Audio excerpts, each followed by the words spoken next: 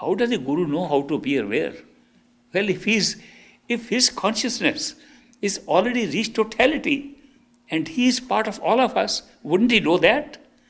It's such a simple thing to know that if a person has that kind of awareness, where he is aware of everything that is happening, including all of us are part of him, how will he not recognize us and appear before us?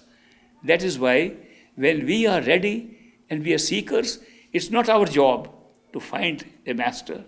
It's the master's job to find us because we are seekers and we are ready. So that is why somebody asked me, how can I find a master? I said, you can't, but you can seek. Seek in your heart. Don't seek anywhere running around. Don't seek outside. Don't go to the top of the mountain to find one. Don't start shouting outside to find one. Shout inside. Seek inside. Show your readiness inside. If a master cannot read what you are seeking inside, he is no master. He is certainly not a perfect living master that I talk of. Therefore, your seeking itself should lead you by coincidences, by circumstances, to the person who you will find is a master. It may take time because masters like us are ordinary human beings, no different. So it may take time to discover the full extent of what that human being can do. As we get to know that human being better and better, we discover more and more of our link with that human being and why we came across that human being. We have been here for so long, so many lifetimes we have spent here. So a few months, a few years, and even a few lifetimes in discovering who a master is not too long. And as you associate with that human being, you will discover who is a master. It's quite possible that you may find many masters, many of them who are responding to your seeking. And you may start into a debate within yourself. I only want to find a perfect master. And I don't know. There's no way, even after you find somebody pulling you with that spiritual strength, you are still not sure who is a perfect master.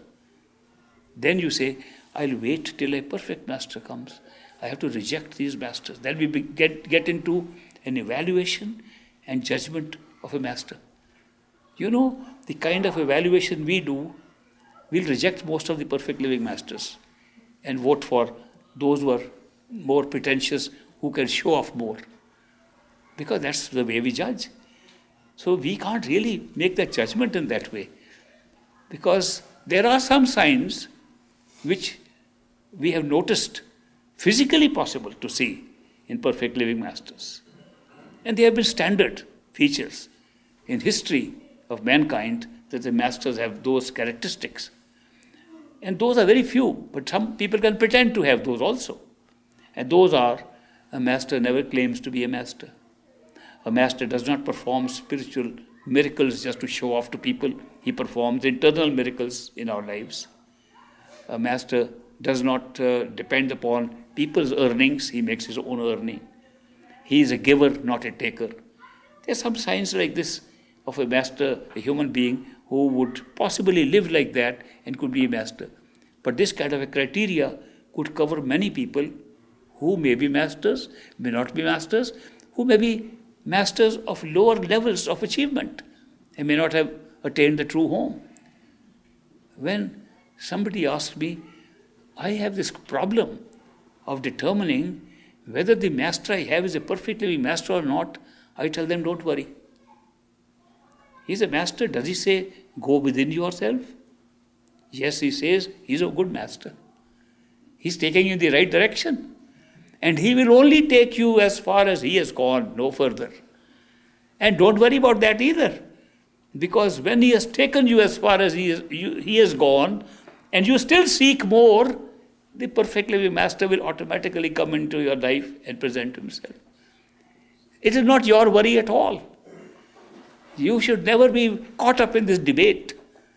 It is almost like a little child saying, my elder cousin is going to college and has a PhD as a teacher. I won't go to school unless I have a PhD teacher. We get stuck right there. We can be stuck just because we are expecting something. We are not yet ready to move that far. And his master comes in our way, who takes us, puts us on the right track and takes us as far as he has gone, and we still want to go further. How do we know we have to still go further? The seeking never stops. The seeking for our true home is an internal seeking. It's not a mental seeking. Mind seeks things outside. Mind thinks and desires things outside. Something else in us. Our true self is seeking to go to our true home all the time. Therefore, the seeking never stops unless we go to our true home. And therefore, if we have gone part of the way, and I call these stages as part of the way, you can be awoken into the astral stage, see heavens, and go to heaven. And there are so many friends of ours who will find there in heaven, who've gone there like that. You go to those higher places, and they are still seeking. This is not what we expected. We want more. Then you will get more. If you are satisfied with a particular state, then there is no change.